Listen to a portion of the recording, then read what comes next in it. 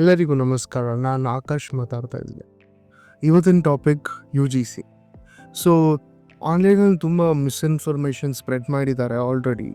ನಾನು ಈ ವಿಡಿಯೋ ಯಾಕೆ ಇಷ್ಟು ಲೇಟಾಗಿ ಮಾಡ್ತಾಯಿದ್ದೀನಿ ಅಂದರೆ, ನಿನ್ನೆನೇ ನಾನು ಆ ಕಂಪ್ಲೀಟ್ ಡಾಕ್ಯುಮೆಂಟ್ನ ಓದಿದ್ದು. ಟೋಟಲಾಗಿ 14 ಪೇಜಸ್ ಇದೆ. 7 ಇಂಗ್ಲೀಷಲ್ಲಿದೆ, 7 ಹಿಂದಿಯಲ್ಲಿದೆ. ಸೊ ಡಾಕ್ಯುಮೆಂಟ್ ಓದಿ ನನಗೆ ಅರ್ಥ ಆಗಿದೆ ಏನಂದರೆ, ಯು ಜಿ ಸಿಯಿಂದ ಕೆಲವ್ರಿಗೆ ತುಂಬ ಅಡ್ವಾಂಟೇಜ್ ಇದೆ, ಕೆಲವ್ರಿಗೆ ತುಂಬ ಡಿಸ್ಅಡ್ವಾಂಟೇಜ್ ಇದೆ. ಸೊ ಇವತ್ತು ಅದ್ರ ಬಗ್ಗೆನೇ ನಾವು ಮಾತಾಡೋದು. ಸೊ ಯು ಜಿ ಸಿ ಅದು ಒಂದು ಕಮಿಟಿ.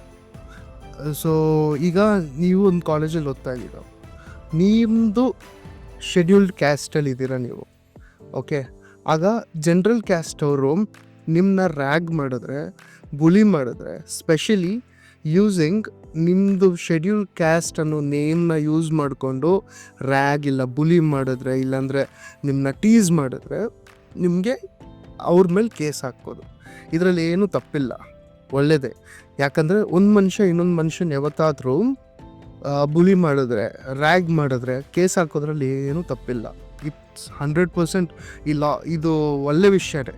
ಬಟ್ ಅದೇ ಈ ಲಾನ ತುಂಬ ಮಿಸ್ಯೂಸ್ ಮಾಡ್ಬೋದು, ಅದೇ ಇಲ್ಲಿ ಪ್ರಾಬ್ಲಮ್ ಆಗೋದು. ಸೊ ಎಕ್ಸಾಕ್ಟಾಗಿ ಏನು ಆಗ್ತಾ ಇದೆ ಅಂದರೆ, ಈ ಲಾಲ್ಲಿ ಏನು ಮೆನ್ಷನ್ ಆಗಿದೆ ಅಂದರೆ, ಸೊ ನೀವು ಇಲ್ಲ ನಾನೇ ಶೆಡ್ಯೂಲ್ ಕ್ಯಾಸ್ಟ್ ಪರ್ಸನ್ ಅನ್ಕೊಳಲ್ಲ. ಶೆಡ್ಯೂಲ್ ಕ್ಯಾಸ್ಟ್ ಪರ್ಸನ್ ಆಗಿ ನಾನು ಒಬ್ಬನ ಇಷ್ಟಪಟ್ಟಿಲ್ಲ ಅಂದರೆ, ನಾನು ಸುಮ್ಮನೆ ಹೋಗಿ ಅವನ ಮೇಲೆ ದೂರು ಕೊಡ್ಬೋದು. ಏನಂತ, ಈ ಥರ ನಾನು ಬುಲಿ ಮಾಡ್ದೆ ಅಂತ. Within 24 hours without any investigation ಡೈರೆಕ್ಟಾಗಿ ಅರೆಸ್ಟ್ ಮಾಡ್ಬೋದು. ಒಂದು ಸ್ಟೂಡೆಂಟ್ ಲೈಫು ಹಾಳಾಗೋಗಲ್ವಾ? ಮಕ್ಕಳು ಯೂಶ್ವಲಿ ಅವ್ರದ್ದು ಇನ್ನೂ ಫ್ರಂಟಲ್ ಕಾರ್ಟೆಕ್ಸ್ ಇನ್ನೂ ಬೆಳೆದಿರಲ್ಲ. 25 years ಆಗೋ ತನಕ ಅವ್ರ ಬ್ರೈನ್ ಇನ್ನೂ ಫುಲ್ಲಿ ಡೆವಲಪ್ ಆಗಿರಲ್ಲ. ಸೊ ಮಕ್ಕಳು ಕಾಲೇಜಲ್ಲಿ ಓದೋ ಸ್ಟೂಡೆಂಟ್ಸ್ ಅವರು ಜಾಸ್ತಿ ಇದ್ರ ಬಗ್ಗೆ, ನನ್ನಿಂದ ಈ ಸ್ಟೂಡೆಂಟ್ ಲೈಫ್ ಹಾಳಾಗೋಗ್ತಾ ಇದೆಯಲ್ಲ, ಅದೆಲ್ಲ ಅವ್ರು ಯೋಚನೆ ಮಾಡೋಕ್ಕೆ ಹೋಗಲ್ಲ. ಅವ್ರು ಮೋಸ್ಟ್ಲಿ ರಿವೆಂಜು, ಒಂದು ಕೋಪ ಬಂತು, ಇಮಿಡಿಯೇಟಾಗಿ ಅವರು ಏನನ್ನೋದಪ್ಪ ಪಿಯರ್ ಪ್ರೆಷರ್ ಮೇಲೆ ಆ್ಯಕ್ಷನ್ ತೊಗೊತಾರೆ. ಇಲ್ಲ ಅಂದರೆ ಇಮಿಡಿಯೇಟಾಗಿ ಅವ್ರಿಗೆ ಮನಸ್ಸಲ್ಲಿ ಒಂದು ಅನಿಸ್ತು, ಹಂಗೆ ಆ್ಯಕ್ಷನ್ ತೊಗೊತಾರೆ. ಆ ಥರ ಇರೋ ಸ್ಟೂಡೆಂಟ್ಸಿಗೆ ಸಡನ್ನಾಗಿ ಇಷ್ಟು ಪವರ್ಫುಲ್ ಲಾ ಕೊಟ್ಟರೆ ಮಿಸ್ಯೂಸ್ ಆಗಲ್ಲ ಅಂತ ಗೌರ್ಮೆಂಟ್ ಏನು ಗ್ಯಾರಂಟಿ ಕೊಡುತ್ತೆ? ನಮ್ಮದು ಲಾ ಏನಿರುತ್ತಂದರೆ, ಇನ್ನೋಸೆಂಟ್ ಅಂಟಿಲ್ ಪ್ರೂವನ್ ಗಿಲ್ಟಿ ಅಂತ ನಮ್ಮ ಲಾ ಫಾಲೋ ಮಾಡ್ತಿರೋದು. ಬಟ್ ಈ ಲಾ ಹೆಂಗಿದೆ ಅಂದರೆ, ನೀವು ವಿತೌಟ್ ಇನ್ವೆಸ್ಟಿಗೇಷನ್ ಒಬ್ಬರನ್ನ ಅರೆಸ್ಟ್ ಮಾಡಿದ್ರೆ, ಅವ್ರದ್ದು ಆಲ್ರೆಡಿ ಅವ್ರ ಮೇಲೆ FIR ಆಗಿರುತ್ತೆ, ಆಲ್ರೆಡಿ ಅವ್ರ ಮೇಲೆ ಕಂಪ್ಲೇಂಟ್ ಆಗೋಗಿರುತ್ತೆ. ಆ ಸ್ಟೂಡೆಂಟ್ ಲೈಫಲ್ಲಿ ಎಷ್ಟು ಇಂಪ್ಯಾಕ್ಟ್ ಆಗುತ್ತೆ ಅಂತ ನೀವು ಯೋಚನೆ ಮಾಡಿ. ಸೊ ಸಡನ್ನಾಗಿ ಮಕ್ಕಳಿಗೆ ಇಷ್ಟು ಪವರ್ಫುಲ್ ಆಗಿರೋ ಲಾ ಕೊಟ್ಟಿರೋದು ಗೌರ್ಮೆಂಟಿಗೆ ಫಸ್ಟ್ ಮಿಸ್ಟೇಕ್. ಓಕೆ, ಈ ಲಾ ಕೊಡೋದಕ್ಕೆ ತುಂಬ ಕಾರಣ ಇದೆ. ಯಾಕಂದರೆ ಹೈದ್ರಾಬಾದಲ್ಲಿ, ಮುಂಬೈಯಲ್ಲಿ 2-3 ಸ್ಟೂಡೆಂಟ್ಸು ಸೂಸೈಡ್ ಮಾಡಿಕೊಂಡ್ರು. ಬಿಕಾಸ್ ತುಂಬ ಜನ ನೇಮ್ ಆ್ಯಂಡ್ ಶೇಮ್ ಮಾಡೋದು, ತುಂಬ ಅವ್ರನ್ನ ಬುಲಿ ಮಾಡಿದ್ರು. ನೀವು ಶೆಡ್ಯೂಲ್ ಕ್ಯಾಸ್ಟ್ ಅವರು, ನೀವು ಶೆಡ್ಯೂಲ್ ಟ್ರೈಬ್ ಅವರು, ಅದರಿಂದ ಸ್ಟೂಡೆಂಟ್ ಸೂಸೈಡ್ ಮಾಡಿಕೊಂಡ್ರು. So supreme court U G C ಅವ್ರಿಗೆ ಈ ಲಾನ ಸ್ವಲ್ಪ ಟೈಟ್ ಮಾಡಿ ಅಂತ ಆದೇಶ ಕೊಟ್ಟಿದ್ರು. ಸೊ ಅದ್ರ ಪ್ರಕಾರ ಯು ಜಿ ಸಿ ಅವರು ಟೈಟ್ ಮಾಡಿದ್ರು, ಗೌರ್ಮೆಂಟ್ ಬಿಲ್ಲು ಪಾಸ್ ಮಾಡ್ತು. ಬಟ್ ಈಗ ಎಷ್ಟು ಟೈಟ್ ಆಗಿದೆ ಅಂದರೆ, ಈಗ ಒಂದು ಸ್ಟೂಡೆಂಟಿಗೆ ರೆಪ್ರೆಸೆಂಟೇಷನೇ ಇಲ್ಲ. ಸೊ ಇವ್ರದ್ದೊಂದು ಬೋರ್ಡ್ ಇದೆ. ಈ ಬೋರ್ಡಲ್ಲಿ ನಿಮ್ಗೆ ಅರ್ಥ ಆಗೋದು ನಾನು ಹೇಳ್ತಾ ಇರೋದು, ಇವ್ರದ್ದೊಂದು ಬೋರ್ಡಲ್ಲಿ SC ಇದ್ದಾರೆ, ST ಇದ್ದಾರೆ, OBC ಇದ್ದಾರೆ, EWS ಎಕನಾಮಿಕಲಿ ಬ್ಯಾಕ್ವರ್ಡ್ ಅವರು ಇದ್ದಾರೆ, ಡಿಸೇಬಲ್ಡ್ ಪರ್ಸನ್ ಇದ್ದಾರೆ, ವುಮೆನ್ ಇದ್ದಾರೆ. ಇಷ್ಟು ಜನ ಈ ಬೋರ್ಡಲ್ಲಿದ್ದಾರೆ. ಅವರು ಈಗ ಒಂದು ಸ್ಟೂಡೆಂಟ್ ಜನರಲ್ ಕ್ಯಾಸ್ಟ್ ಅಲ್ಲಿರೋ ಸ್ಟೂಡೆಂಟ್ ಮೇಲೆ ಕಂಪ್ಲೇಂಟ್ ಮಾಡಿದ್ರೆ, ಇವರು ಈ ಕ್ಯಾಟಗರಿ ಈ ಬೋರ್ಡಲ್ಲಿರೋರು ಜನರಲ್ ಕ್ಯಾಸ್ಟ್ ಸ್ಟೂಡೆಂಟ್ಗೆ ಸಪೋರ್ಟ್ ಮಾಡಲ್ಲ ಅಂತ ಏನಾದರೂ ಗ್ಯಾರಂಟಿ ಇದ್ದಾರಾ? ಈ ಜನರಲ್ ಕ್ಯಾಸ್ಟ್ ಸ್ಟೂಡೆಂಟ್ ಪರವಾಗಿ ಮಾತಾಡೋಕ್ಕೆ ಆ ಬೋರ್ಡಲ್ಲಿ ಒಂದು ಮನುಷ್ಯನೇ ಇಲ್ಲ ಅಲ್ವಾ? ಅದು ಎಷ್ಟು ಮಾತ್ರ ಸರಿ, ನೀವು ಯೋಚನೆ ಮಾಡಿ.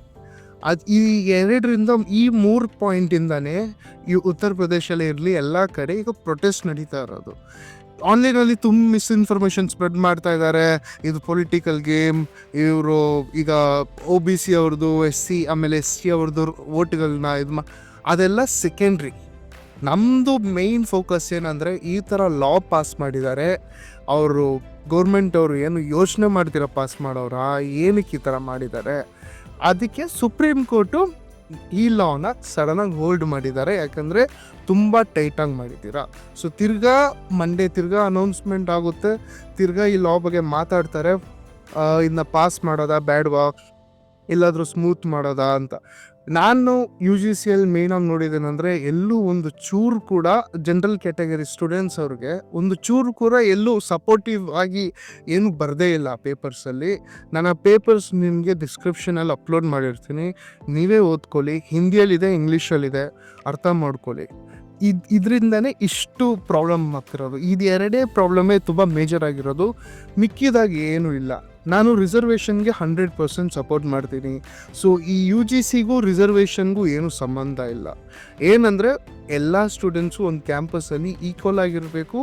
ಯಾರು ನಾವು ಅಲ್ಲಿ ಎಜುಕೇಟ್ ಆಗೋಕ್ಕೆ ಹೋಗ್ತಾ ಇರೋದು, ಒಂದು ಕ್ಯಾಂಪಸ್ಗೆ, ಒಂದು ಸ್ಕೂಲ್ಗೆ ಇರಲಿ, ಒಂದು ಕಾಲೇಜ್ಗೆ ಇರಲಿ, ಎಜುಕೇಟ್ ಆಗೋಕ್ಕೆ ಹೋಗ್ತಾ ಇರೋದು. ಈ ಹಳೇ ಮೈಂಡ್ಸೆಟ್ ಇದೆಯಲ್ಲ, 1800s 1700s mindset, untouchability, caste, ಅದು ಇದು ಅದೆಲ್ಲ ಇರಬಾರ್ದು. ಎಲ್ಲರೂ ಒಂದು ಕ್ಯಾಂಪಸ್ಗೆ ಹೋಗ್ತಾ ಇದ್ದರೆ ಅಲ್ಲಿ ಈ ಥರ ಪ್ರಾಬ್ಲಮ್ಸ್ ಇರಬಾರ್ದು.